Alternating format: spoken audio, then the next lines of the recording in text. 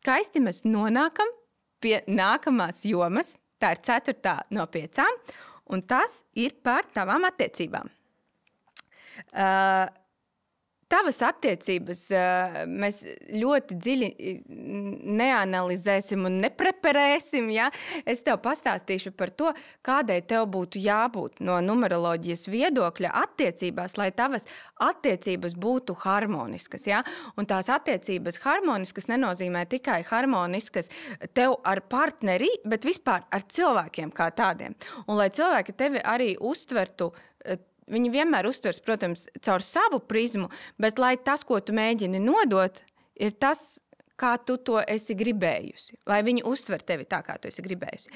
Un līdz ar to, tavs svarīgākais cipars tavās attiecībās ir cipars 10. Un cipars 10 prasa vieglumu, brīvību, avantūrismu, tāda, ka tu esi tāda sieviete, tāda labā ziņā vētra, ja, kura tur iet un pozitīva, tāda, ka mēs iedomājamies visas tās asociācijas, kuras nāk ar vārdu vieglums. Tas ir tas, kādai tev būtu jābūt.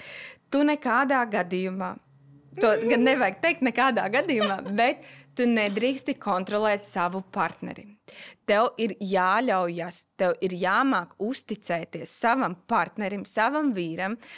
Ja tev kādreiz gribās ielīst vīra telefonā, tad tu sit sev pa pirkstiem un to nedari. Ja? Tas nozīmē to, ka ir jābūt vienkārši augstākajai uzticības pakāpei starp tevi un tavu vīru. Un tad, jo pretējā gadījumā, ja, piemēram, tu sāksi kontrolēt, tev sāksi apspiest savu partneri, tu neiesi vairs uz kompromisiem, tu viņu neredzēsi, nedzirdēsi. Tu būsi attiecībās līdere, ja? Bet nevis tāda līdere, kura iet kopā ar savu partneri un iet vienā virzienā, bet tāda, kura izmanto savu varu nepareizās nolūkā. Ja? Tas ir raksturīgs arī 10. ciparam, ja, piemēram, cipars 10 ir dzimšanas datos, vai tas var būt mēnesis, vai tā būtu diena. Ja? Tas nozīmē to, ka tie cilvēki principā ir ļoti lieli līderi, jebkurā no jomām, kur viņi būtu. Atšķirība ir tikai tāda, vai tu esi līderis, kurš ir kopā ar savu komandu vai kopā ar savu partneri, vai arī tu esi līderis, kurš izmanto savu varu un kļūst despotisks, kontrolējošs un tāds, kurš nav gatavs iet uz kompromisiem. Ja? Tāpēc tev attiecībās gan ar partneri, gan biznesa partneriem, ar saviem kolēģiem, darbiniekiem, tev būtu jābūt līderei, bet patīkamai. Tādas, aiz kuras gribās iet, ar kuru gribās iet roku rokā, nevis tāda, kura pakļaus un mēģinās nospiest, izmantojot savu varu. Jo vara tev ir, tev gribās izjust varu, tev gribās būt līderei, tev gribās, lai tā kā tu gribi un tā tālāk. Ja? Protams, tas mums katram ir, un mēs nevaram teikt, ka tev tagad ir jāgrib tā, kā grib kāds cits. Ja? Tev ir jābūt līderei, bet tomēr tādā saprāta robežās. Ja? Kas ir vēl būtiski? Tavā kodā ir attiecību kodā ir cipars 21. Un cipars 21 nozīmē to, ka tev ir jābūt finansiāli neatkarīgai un brīvai. No finansiālā viedokļa. Tu nedrīksti būt atkarīga no vecākiem, no partnera, no vīra. Tu nedrīksti būt. Bet tas nenozīmē to, ka tev attiecībās ir jāņem vīrieša pozīcija un jābūt vīriešu lomā. Tev ir jābūt sievietei, kura spēj finansiāli sevi uzturēt, bet par pamatlietām ir jārūpējas vīrietim, pamatlietas ir jānosedz vīrietim, viss, kas ir par māju un tā tālāk, bet tev ir jābūt realizētai un ar savu naudu. Jo nākamais cipars, kas ir cipars 4, arī tev to pasaka. Jo tev var būt tieksme, ka tu vēlies studēt ģimeni pati, pieņemt lēmumus, kuri ir jāpieņem vīrietim un neļaut vīrietim līdz galam būt vīrietim. Jo tevī ir spēcīgie cipari, jo 10, kas ir vieninieks, 4 un 21 gan pie tā nebūs, ja, bet 4 un 10 un 7, kas tev ir attiecībās, tie ir vīriešu cipari, vīriešu enerģijas cipari. Tas nozīmē to, ka tu ne līdz galam sev ļauj būt sievietei. Ja? Tev ir jāļaujas šai plūsmai, šai sievišķībai. Pie tam tev ir 2 četrnieki tavās attiecībās. Ja? Tas ir dubulta nozīme tam, ka tev attiecībās ienes vieglumu, ienes sievišķību no savas puses, ja? Un ļauj vīrietim būt vīrietim.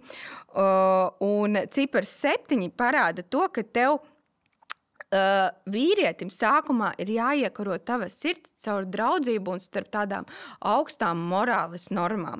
Un tikai tāds vīrietis, kurš tevi spēs sākumā iekarot tavu sirdi, lai tu viņam sāktu uzticēties kā draugam, tikai tad viņš varēs nonākt tādā statusā augstāk.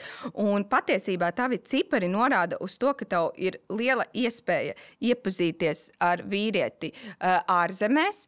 Iespējams, vīrs varētu būt ārzemnieks, vai arī viņš var būt vismaz 7 gadus vecāks par tevi. Tas ir tas, ko parāda tie cipari, gan 7, gan 10, gan 21. Jā, tas ir tas, kas varētu tā kā būt.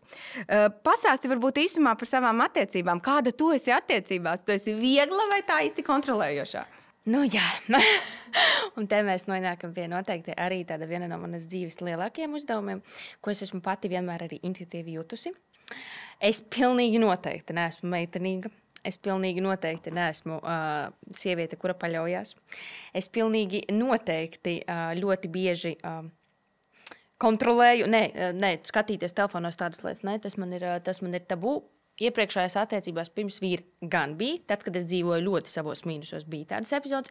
Bija arī ļoti daudzas krāpšanas krāpšanas epizodes nevis no manas puses, bet kad mani krāpa.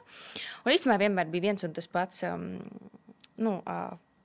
zini kā, tu esi tik stipra, tev jau visu vari, tev jau neko nevajag. Kad kaut kādā mirklī saprot, ka tāpat jau nekas nebūs. Jā, tā bija ļoti sāpīga pieredze, bet vairākas reizes, diemžēl, no vairākiem partneriem.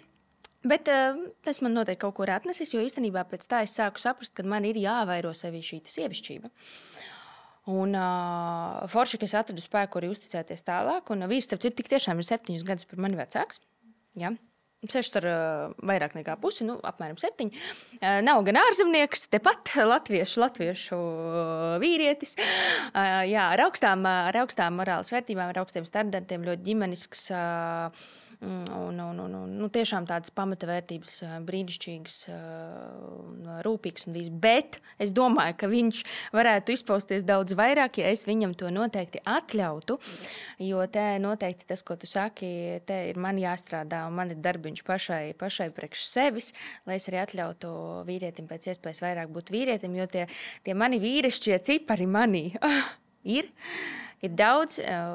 Interesanti būtu, starp citu, paskatīties arī manas ģimenes sievietes no tieši numeroloģijas viedokļa, jo man arī mamma, piemēram, un arī mana māsa, mēs visas esam tādas, kā mūsdienās, ka meitenes ir tādām lielām olām. Nu tā, kā par riktīgo. Un tam pēdējam vārdam bezmaz vai jābūt ir, jā.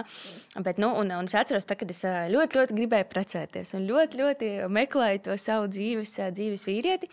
2 gadus es biju arī viena pati, pirms es satiku savu vīru, un es zināju, kādu es gribu, kādu es redzu.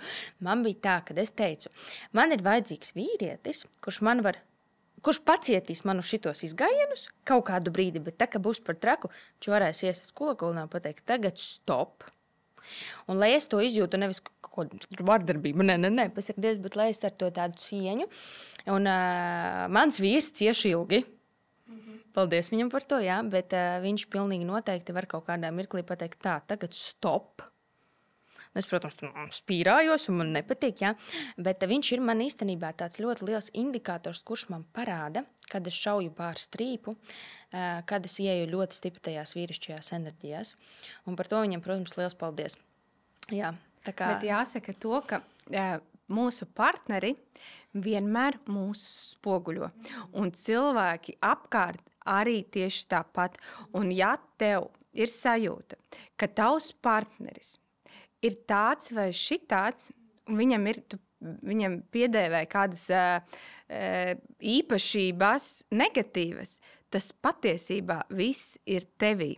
Un ja pat sākumā tev šis liekas tāds, nē, ir gan tikai tu to izpaud, kaut kur citur.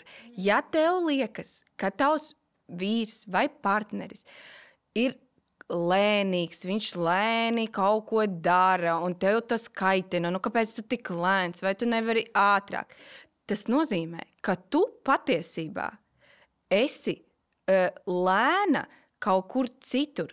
Padomā, varbūt tās tu kaut kur pieņem lēni lēmumus. Varbūt tu nevari kaut kur pieņemt lēmumu. Ja? Tas nozīmē to, ka tā īpašība ir tevī tikai kaut kur citur. Tieši tāpat, ja tev šķiet, ka tavs vīrietis ir vājš, tad padomā, kur vāja esi tu, vai arī varbūt tu gribi būt vāja, tā kā viņš, bet sev tu to neļauj. Tas nozīmē to, ka pilnīgi viss, kas ir viņam, ir tevī. Vai, piemēram, vīrietim liekas, ka viņam ir pārāk spēcīga sieviete. Tas nozīmē, ka iespējams, vai nu tev ir spēks kaut kur, kur tu viņu liec citur, varbūt kā agresiju, ja? Kādam, ja? Vai arī tieši otrādāk, tu vēlies to spēku sevī, bet tev varbūt nav drosmes viņu izrādīt, jo viss pilnīgi ir spoguļi. Ja? Tas ir spogulis vienam pret otru, un tas strādā 100%. Līdz ar to, tiklīdz tu sāksi uz savu partneri skatīties uz viņa mīnusiem, un sāksi attiecināt to uz sevi un padomāsi, kur ir tas tevī, tu ļoti daudz atbildes atradīsi. Tas īstenībā ir tā, ja piemēram pāris meklē kaut kādas atbildes uz savu attiecību jautājumiem, tad arī var griezties pie tevis un sataisīt abiem diviem. Un tad skatīties, piemēram, tas, kas būtu mana vīra mīnusos, tas ir arī manī un otrādāk, vai ne? Tā ir.